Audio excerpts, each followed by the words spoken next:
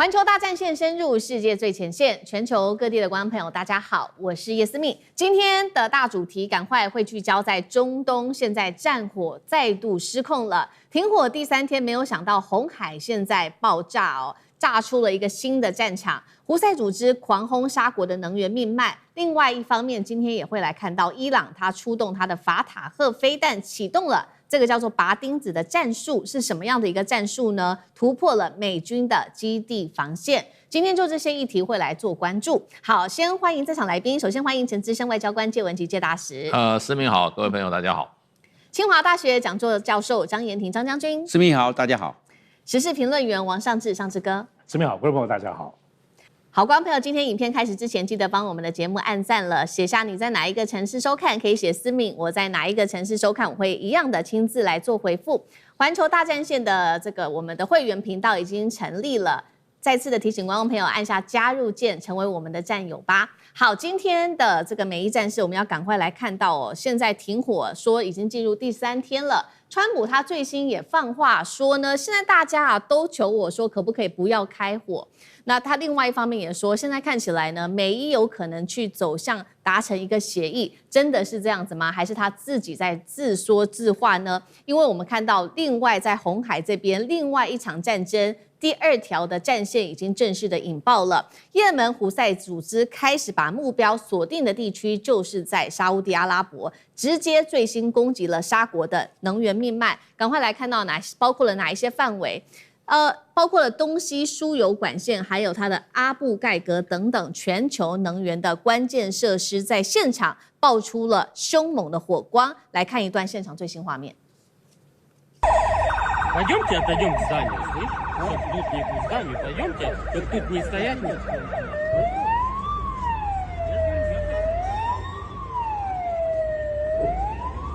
除了我們剛剛看到的路上的東西輸油管線爆發意外之外，胡塞也指出，在26日他攻擊了沙烏地阿拉伯在紅海地區的這個煉油廠，這個煉油廠是沙國的集贊煉油廠。之所以重要，是因為它每日可供給大約40萬桶的原油做出口。另外再來看到的是，胡塞組織也宣稱他們攻擊了沙烏地阿拉伯的這個無人機，而且在近期之內已經打下了沙烏地阿拉伯2架的無人機。最後再來看到，胡塞還說，在過去48小時內，這個是在26號的新聞，連續襲擊了3艘來自於沙烏地阿拉伯的油輪。現在看起來呀，曼德海峽這邊的通行量已經創下了數月的新低，沒有人敢走這一條路了。那麼現在看起來，是不是伊朗的代理人戰爭已經持續的延燒至能源海上的通道戰了呢？我們也來關心到說，之所以這次的攻擊會備受關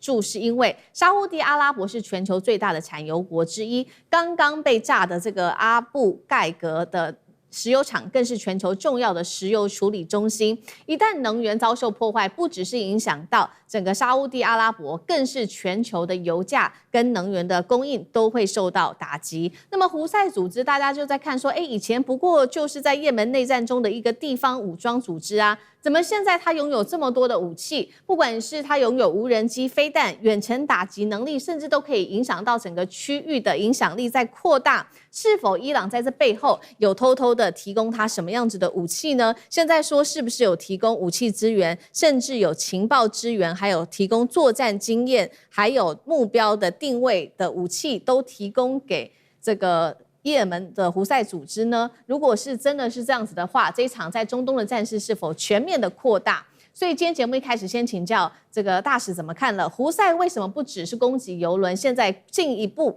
打擊沙國的陸上輸油管？胡塞說了，他接下來會來複製伊朗的模式，要來攻擊在紅海這邊有個新的戰法。那他究竟能不能真的整個封鎖住這個地方呢？那伊朗的部分是否有提供哪一些武器支援給胡塞？如果沙國開始做一個全面的攻擊，美國甚至是整個波灣地區是否陷入第2場更大規模的戰爭？介大使怎麼看？當然就是說，這個胡塞組織跟沙特之間的這個恩恩怨怨啊，延續了幾十年了。雖然過去從2022年4月開始，因為聯合國的斡旋啊，那麼也門的內戰稍微暫時停火。那也造成沙特跟這個胡塞組織之間停火，這個已經有差不多有4年多了哈。不過之前這個胡塞組織跟沙特之間，連續打了幾十年的仗，幾十年的仗，歸根究底呢，還是因為應該是宗教派系原因，因為胡塞組織它是屬於這個什葉派，那沙特是遜尼派，所以在阿拉伯半島上南端這一些什葉派跟遜尼派之間是很難取得和解的，那所以這場戰爭就一直持續。那當然了，就是說胡塞組織過去給人家感覺是拖鞋軍嘛，好像是一群烏合之眾，可是事實上，以他現在的實力來講，並非如此了，絕非昔日無下的阿蒙。聯合國估計他有35萬作戰人員，那麼好，美國的國防部戰爭部他們的這個評估他說如果含輔助人員的話，胡塞組織的軍事人員一共有將近80萬。相當大的一個部隊。是。那它的核心裝備呢是導彈和巡航導彈。而這些導彈呢跟巡航導彈，很清楚的技術，關鍵技術都是從伊朗來的。所以伊朗有什麼樣的導彈能力，這個也門的導彈能力也不會差太遠。因為在上一次這個就是以色列攻打這個加沙半島的時候，那時候也門它是唯一對這個以色列進行制裁的，他打了幾枚都是超高音速的這些導彈，那射程直達2000公里。那這些技術一般來講的話，就是各界都認為完全是伊朗的在背後。以他現在的這個導彈巡航導彈，它有所謂的巴勒斯坦2號。那這一型的導彈是超高音速的，那它的這個射程高達2150公里，可以涵蓋絕大部分的中東地區。那另外它還有一個圖凡導彈，那個系列也可以打到1800到1900公里。那它還有一個巡弋導彈，也就是 cruise missile， 隨着地形貼着地形飛的這種巡弋導彈，那麼叫聖城系列。它可以飛2000公里，所以光你看它的導彈系列就相當可觀。那另外它還有它的無人機系列，有一個叫薩馬德系列。那麼這一類的這一系列的這個無人機可以航程是1600到2500公里。另外它還有水下無人艇。那另外一個方就是說，因為這個也門的地形非常非常的複雜，所以他們也非常善於利用這些地形，還有很多的軍事武力像這種飛彈無人機基本上也都地下化。所以跟這個伊朗的做法是一樣，而且外界也非常確信，就是事實上這個胡塞組織他們跟這個革命衛隊，伊朗的革命衛隊在指揮體系上也是聯動的。那而且很多這些軍事顧問伊朗的軍事顧問還有大批的胡塞的武裝人員那麼之間那個互動也非常頻繁。這個胡塞的這個武裝人員都是到這個伊朗去受訓，然後呢，在也門呢也有大批的伊朗的軍事顧問直接在指導這個也門這個胡塞組織的作戰。所以整個說起來，事實上。這個伊朗有什麼戰力，胡塞就有什麼戰力。所以今天就是說這件事情雖然說當時是一件小事，引起了胡塞組織跟沙特之間的相互的攻擊。可是這件事情立刻就提高了，立刻就提升了，而且呢，以朝向封鎖紅海那麼有關的這個郵輪通道這個目標發展方向。這是非常符合現在美伊戰爭伊朗的這個戰略形勢的。那麼，因為除了荷姆茲海峽被封鎖，已經造成這個國際油價漲到1桶100塊美元了。如果說紅海再被封鎖的話，那國際油價就要跟那個火箭一樣往上升了。這個是對美國極為不利的。所以事實上的話，不論是這件事情，不能單純只看是胡塞組織跟沙特之間的恩怨，應該跟這個目前這個美國跟伊朗的戰爭連在一起來看。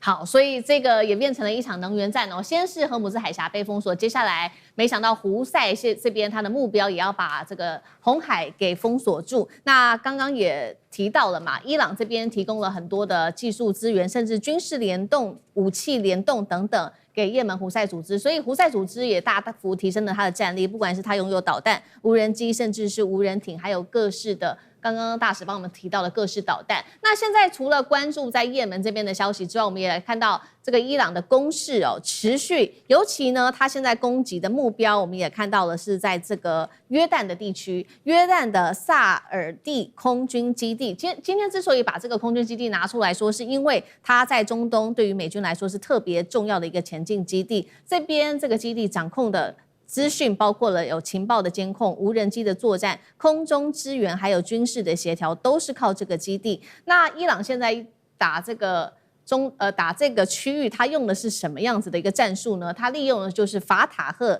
的飛彈家族，採取叫做拔釘子的戰術，集中火力直接去攻擊關鍵基地，削弱美軍在這邊的作戰節點，再降低美軍後續的打擊能力。所以呢，我們來看伊朗也特別公布了，從7月份，現在時間已經到了7月底嘛，從月初到現在，它到底打下了哪一些美軍重要的目標呢？這邊直指包括了美軍重要的多個中東基地之外，還包括了營房、MQ9 無人機庫啊、運輸機，還有我們剛剛講的約旦基地、飛機掩體、無人機設施、新建的倉庫等等很多都是重要的建築。那麼軍事設備的部分，伊朗也宣稱它打下了47套的美軍雷達防空系統、44個後勤支援設施、48個作戰基礎的單位，還有各類的航空設備。根據了解，美國的這一些精準飛彈消耗率已經高達了70%將軍怎麼看？伊朗他祭出了這個叫做拔釘子戰術，如何改變中東的戰爭模式？美國還撐得住嗎？尤其是約旦這個基地現在被拿下來，是不是等於找到了一個美軍在這邊的一個破口，關鍵的一個破口？那將軍怎麼解讀？這個拔釘子戰術就是針對美軍駐在中東地區的有生戰力，把它做摧毀。這有生戰力包括這個機庫、敞篷，還有修護，還有它的放了作戰資材的倉庫，這些都是有生戰力啊！我專門打你有生戰力。也包括你這個機庫機堡被打掉了，那你飛機停哪裡？如果裡面有停飛機，那你飛機也遭受破壞了。這都有，這就是發揮有生戰力的作戰資材。那伊朗專門破壞這些。那他這次用的是法塔赫2型，法塔赫2型是高超音速，是最新型。他打，你想想看，它可以打到它的射程是1500公里。我們整個阿拉伯半島最窄的地方是1200公里，那它最寬的地方也只不過在最南端。那當然那已經是也門的地方，那是1900公里。所以我們看整個的這個沙烏地阿拉伯，它就是那個最窄的地方那一段，那整個區塊，沙烏地阿拉伯是在佔了整個阿拉伯半島將近2/3，因為它是215萬平方公里，相當大。那它的西邊就是約旦。那現在伊朗是這樣來看，也門胡塞組織你是負責對沙烏地阿拉伯，我跟沙烏地阿拉伯之間不要搞相處的關係，不要搞太壞。我專門對付約旦。這些約旦的地方就是美軍的駐地。這個你看為什麼打約旦不打沙烏地阿拉伯，專門叫也門胡塞組織就好了。這他們兩個是分工的。那現在伊朗打這些在約旦的這個美軍駐地都是有生戰力。因為那個地方是比較遠邊，你如果是科威特、卡達、巴林，那都在這一邊都在波斯灣沿岸這個時候美軍已經後撤到約旦去了，因為在波斯灣沿岸的最容易被摧毀。是，那到約旦去，那我專門打約旦。是，那這樣子它是拔釘子戰術，這樣子美軍所能夠發揮的有生戰力，還有它的情報研究中心跟資料收集處理中心，收集伊朗的語音通信、無線電，那個基地就在那個地方，伊朗就把它做摧毀。這樣的話，美軍接收伊朗的情報，尤其是這種通訊情報能力又下降，那伊朗的這种隱蔽性又增高了。所以他这個打有生戰力，那美國面對的壓力大吧？川普要面對3個壓力，要不要繼續玩下去？所以他講伊朗很多人叫我不要再打了，那是老百姓叫你不要打。你問一下那個伊朗的他的那個總統要不要打？是你問那伊朗那個國會長要不要打？繼續打，你不要聽到老百姓他就有理由了，大家叫我不要打，那是老百姓叫你不要打。那現在面對啥？第一個，財政壓力，打仗要錢，而且美國現在通膨嚴重，他現在好像又要再升息了，因為要通膨啊，不然怎麼辦呢？然後現在國債也高，你要打仗就是要軍費，所以這個經濟財政的壓力大，川普要不要去面對？對。第二大壓力就是我們所說的他的犧牲的大小，你要打下去，你美國要犧牲哦，他這個伊朗的這些報復，你會不會受傷？會啊，你看他的犧牲還做微調，這真正被戰死的18個調到14個，為什麼？那4個滅火的時候摔死啊，然後說那不算作戰，怎麼不算作戰？這整個戰區都算作戰了，這犧牲的大小他比較忌諱。第3個就是國內的壓力，10月3號美國期中選舉，美國所有的全部眾議員改選，川普壓力大不大？當然大。1/3的參議員改選，他壓不壓？當然大。11月3號馬上就要到了，所以在面對上還有國內的，我們的民調它一直在下滑。國內的這都是國內的壓力啊，他要不要去面對？當然要去面對啊，3大壓力，所以川普都要去考量，他能不能頂住這個壓力？所以我倒認為，川普在這方面，他打聽聽，他是有所考量。那所以目前川普要止戰，他可以說是大家都叫我停戰，但是另外一方面也有一個說法，就是專家在指出說，是不是美國現在正在大規模的在備戰呢？現在有另外一個說法，原因是因為從軍事上面看到了一些跡象，美國正在快速的部署他們的防空系統、反飛彈的戰力，以及中東地區都把它放在了以色列這邊做一個軍事上面的部署。那以色列也公開說了，川普最終可能被迫再次升高對於伊朗的軍事壓力，真的會有下一階段來自於美以對於中東地區的攻擊嗎？尚志哥怎麼看？好，首先我想對於這個美伊，尤其美國方面，在上星期五晚上就突然就停火了，沒有任何的跡象。要知道，其實到目前為止呢，其實川普包括在他的這個社群的這個媒體當中，也沒有一個正式宣布停火，都是周邊的啦，包括聯合國大使啦，或美國周邊的。那當然，在美國方面，其實還是有開了好幾個會哈，都知道其實川普在美國方面其實也召開，把4星上將都找來。